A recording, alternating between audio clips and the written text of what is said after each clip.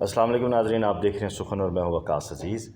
آج میں تعارف نامہ میں جس اپنے نوجوان ہم عصر دوست شاعر کا تعارف آپ سے کروانے جا رہا ہوں، بہت سے لوگوں کے لیے یقیناً یہ تعارف ہوگا، لیکن لاہور اور پاکستان کے ادبی منظرنامے میں جو باشعور لوگ سانس لے رہے ہیں وہ فیصل زمان چشتی صاحب کی حلقہ ارباب ذوق لاہور کے حوالے سے جو کاوشیں ہیں بطور سیکٹری، بطور جوائنٹ سیکٹری بھی جب یہ رہے، ان سے بھی واقف ہیں۔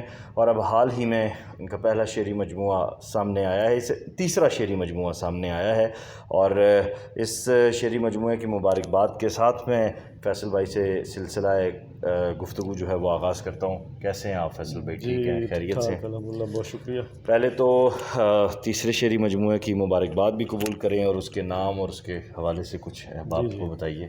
جی، یہ میرا تیسرا شعری مجموعہ ہے، جیسے آپ نے بتایا۔ اس کا نام ہے ہجر کو بخشی دھڑکن۔ واہ!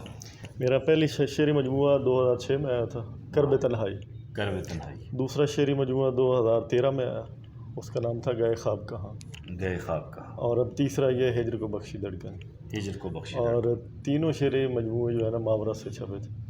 ماشاء اللہ۔ ہاں، یہ شعری مجموعہ جو ہے اس کا فلیپ اور انتصاب دونوں کے حوالے سے بتائیے۔ جی جی، اس کا جو فلیپ اور دیباچہ فرحت بادشاہ صاحب نے لکھا ہے، ماشاءاللہ۔ اور باقی دو مضامین ہیں وہ ڈاکٹر غافر شہزاد اور ڈاکٹر شہزاد دلاور شاہ نے لکھی ہیں۔ ماشاءاللہ۔ فلیپ اس کا خالد شریف صاحب نے لکھا ہے، اور دوسرا فلیپ جو ہے وہ علی نواز شاہ صاحب نے لکھا ہے، جو سیکٹری ہیں ہمارے حلقے کے، حلقہ ارباب ذوق۔ ماشاءاللہ۔ اچھا چشتی صاحب، کچھ اپنے ادبی سفر کے بارے میں دیکھنے والوں کو آگاہ کیجیے گا۔ جی جی، جس طرح ہوتا ہے کہ جو شاعر ہے وہ جس طرح کہتے ہیں کہ پیدائشی ہوتا ہے، اور ہوتا بھی ایسے شروع سے ہی جو ہے اس کو شعر سے، ادب سے شغف ہوتا ہے۔ تو اسی طرح میں اسکول کلاسوں سے میٹرک سے ہی وہ شعر کی طرف جو رغبت تھی وہ بڑھتی چلی گئی۔ پھر کالج میں کہتے گئے، پھر ادھر اسکول میں ہمارے جو استاد تھے اردو کے، وہ میرے انکل بھی تھے، اسرار احمد چشتی صاحب۔ ان سے میں اصلاح بھی لیتا رہا، شروع کی جو انہوں نے نوک پلک اور شعر کے بارے میں بتایا کہ وہ کیسے ہوتا ہے۔ اس کے بعد یہ سفر چلتا رہا، پھر ساتھ ساتھ پڑھائی ہوتی رہی۔ پھر ایجوکیشن کمپلیٹ کے بعد جب جاب کا سلسلہ ہوا، پرائیویٹ جاب ملتی رہی، کرتے رہے۔ پھر جب میں لاہور میں آیا تو پھر میں نے سب سے پہلے ماورا میں گیا خالد شریف صاحب کو۔ پہلے کسی بڑے شاعر سے ملا نہیں تھا، کسی کو چیزیں دکھائی نہیں تھی، ان کو میں نے جا کے فرسٹ ٹائم جو ہے دکھایا کہ یہ میں نے کاوش ہے۔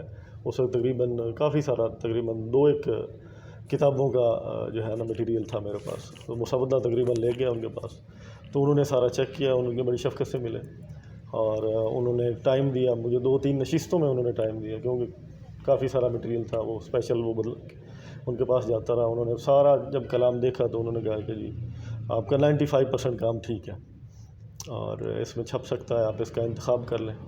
پھر اس کا انتخاب کیا اور پہلا مجموعہ جو ہے وہ آپ کے سامنے آ گیا۔ صحیح، ماشاءاللہ۔ بنیادی آپ کا جو میدان سخن ہے وہ غزل ہے۔ جی جی، غزل۔ نظمی افسانے کی طرف طبیعت تو نہیں مائل ہوتی؟ نظمیں جو ہے وہ پابند نظم میں نے کافی لکھی ہیں۔ صحیح۔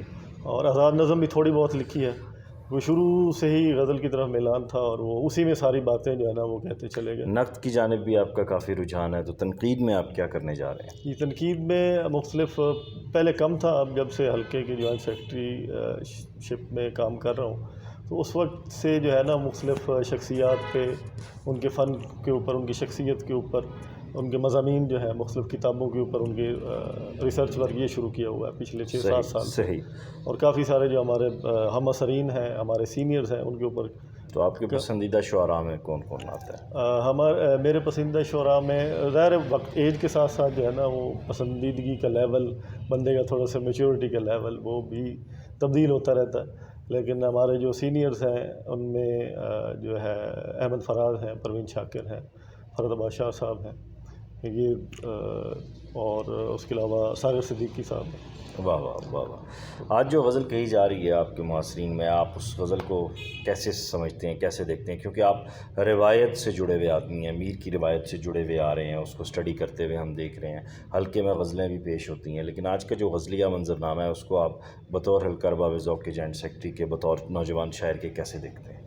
جی، آج کل بہت اچھی غزل لکھی جا رہی ہے، ہمارے نوجوان جو شعراء ہیں ان میں بہت پوٹینشیل ہے، بہت اچھی غزل لکھی جا رہی ہے، جو اکثر جو شعراء کرام ہیں ہمارے جو نوجوان ہیں وہ روایت سے بھی جڑے ہوئے ہیں، وہ روایت سے بھی انہوں نے دامن نہیں چھڑایا اور جدید لہجے میں کہنے کی کوشش بھی کرتے ہیں اور بڑا بڑا شعر نکلتا ہے. آپ بھی جیسے آپ کی بھی کافی اسٹڈی ہے، آپ بھی نوجوان شعراء کے ساتھ بڑی آپ کی افیلیشن ہے، آپ کی کاؤنسلنگ ہے اور آپ مسئلے نو کے مشاعرے بھی کرواتے رہیں گے. آپ کو مجھ سے زیادہ جو ہے نا بہتر آئیڈیا ہوگا کہ آپ پورے پاکستان سے جو ہے آپ دیکھتے رہیں. اور ادھر لاہور میں جو خصوصی طور پہ ہم، کیونکہ ہمارے تنقیدی جو سیشنز ہوتے ہیں اور ہماری حلقے اربابوں کی کوشش بھی یہی ہے کہ نوجوان شعراء کو آگے لے جائیں، ان کی کام کو، ان کی حوصلہ افزائی کی جائے، ان کے کام کو آگے لے جائے، ان کو بتایا جائے کہ کیسے جو ہے ہم نے آگے چلنا ہے، سینئرز کیا لکھ رہے ہیں.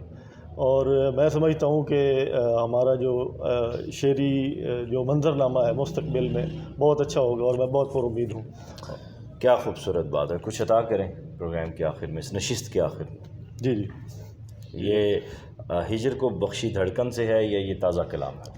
یہ میں ہجر کو بخشی دھڑکن سے سناؤں گا. ابھی ریسنٹلی 2-1 مہینے ہوئے کتاب آئی ہے جی، تو میں 2-3 شعر جو میرے ہے نا اس کا ٹائٹل غزل ہجر کو بخشی دھڑکن، 2 شعر اس میں سے سناؤں گا اور 1-2 اور آپ کو سناتا ہوں. ارشاد ارشاد.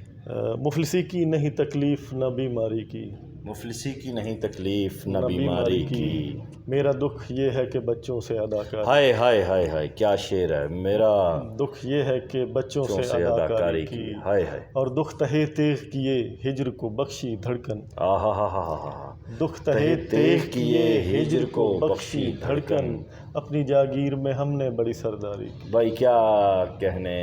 دکھ تہے تیغ کیے ہجر کو بخشی دھڑکن، اپنی جاگیر میں ہم نے بڑی سرداری کی.